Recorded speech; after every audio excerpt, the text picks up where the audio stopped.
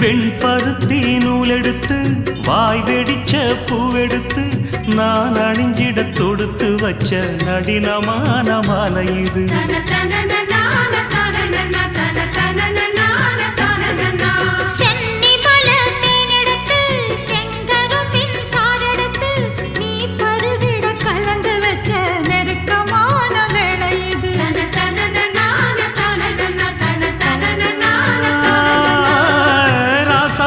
உடம்பிருக்கும் ரவிக்க துணி நானாக அன்னாடம் சூடி கொள்ள ஆசை வச்சாகாதா.